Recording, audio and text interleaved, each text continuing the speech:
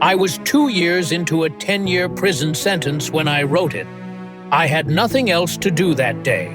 No visitors, no one to call, no energy to pick up the book beside my bed.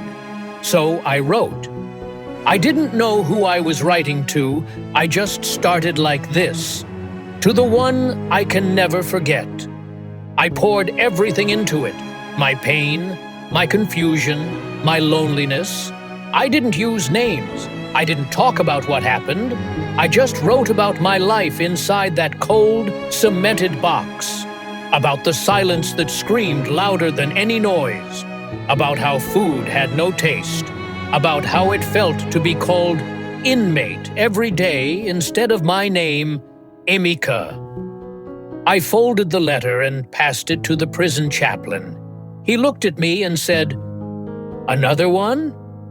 I nodded. He didn't ask questions, he just smiled like he always did and took the letter with him. I knew he would mail it, even though I never wrote an address. It was our silent agreement. I gave him words. He gave them wings. 3 weeks later, I got a reply.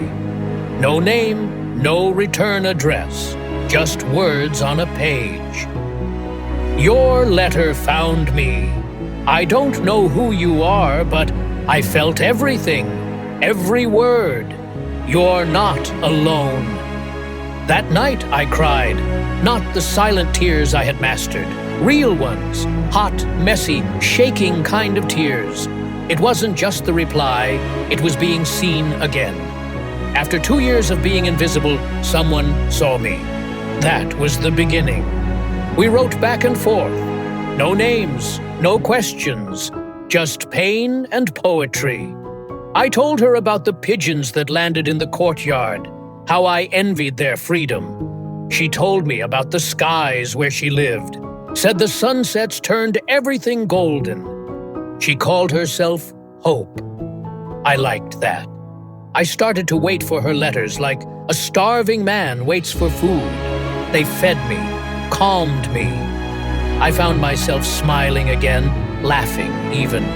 For a moment I forgot the guards, the locked doors, the sounds of fights in the night, the smell of blood and sweat. But prison always found a way to remind me where I was. One night I woke to a scream. My cellmate, Jude, was having a seizure. By the time the guards came, he had already gone stiff. He died 2 days later. I didn't sleep for a week. Another time, I got into a fight with an inmate who stole my soap.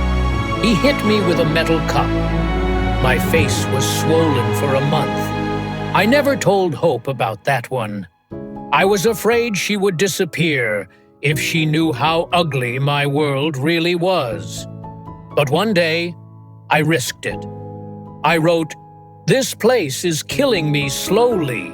I don't know how to keep surviving."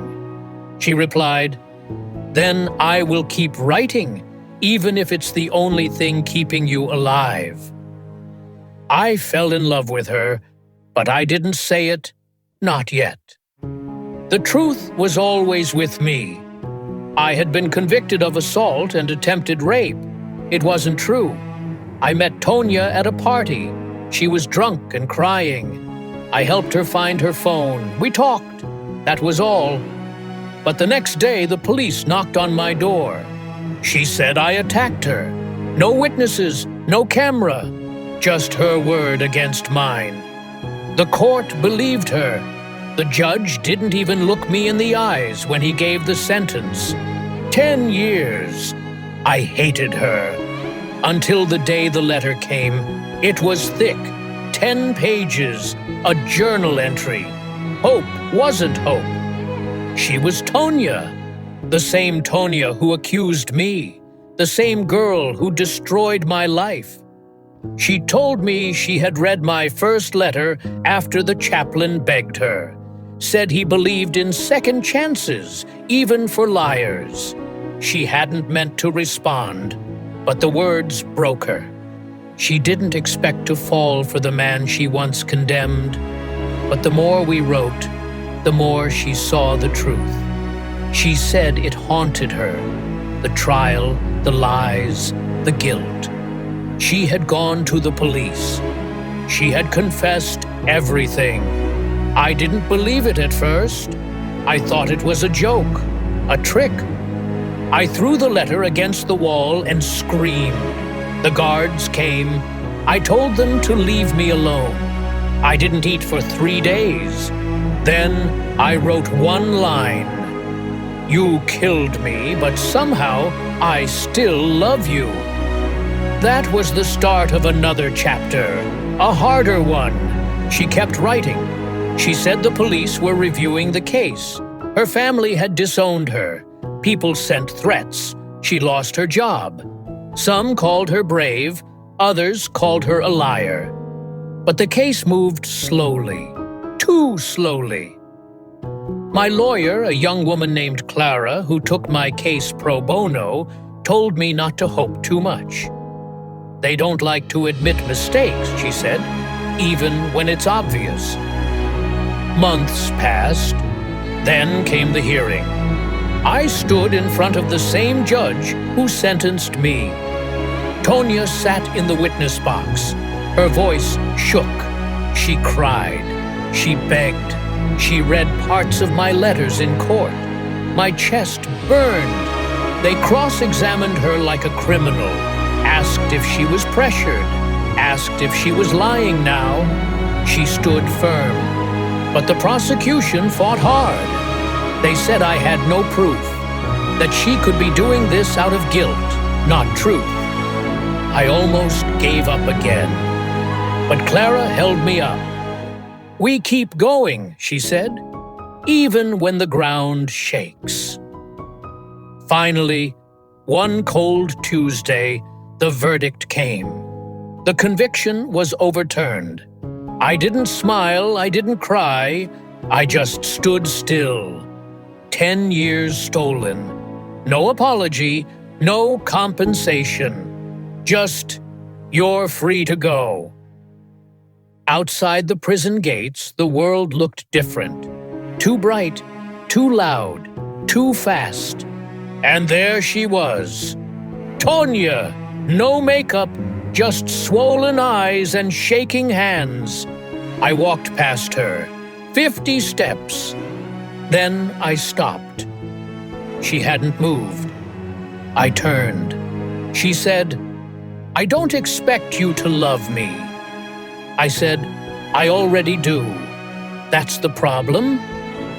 We started from there, but life didn't get easier. People spat at us. Some called me weak for forgiving her. Others called her a murderer of dreams. She moved in with her aunt in another city. I moved in with my cousin. We kept our distance.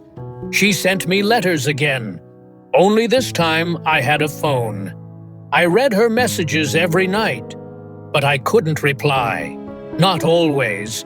I was angry, so angry. At the system, at time, at her, at myself. I had nightmares. I would wake up sweating, hearing cell doors slamming in my ears. I couldn't sleep with the lights off. I started seeing a therapist. He asked, why are you still holding on to her? I said, because she's the only part of those 10 years that gave me life. One day, she came to visit. We sat on a bench near the park. She said, I know I ruined you. I said, you ruined the old me. The new me is learning to breathe. She touched my hand. We sat in silence for hours. That was the real beginning. We started small, calls, walks, apologies, tears. She joined a group for survivors of guilt trauma. I joined a support group for exonerees. We healed slowly. Some days, I still hate her, but most days I love her more than anyone I've ever known. She gave me the worst pain and the deepest love. Today, We live in a quiet house outside the city. We don't talk much about the past, but the letters are still there, in a box under our bed. Some nights, when the silence gets too loud, I take one out, and I remember, even in prison, love found me.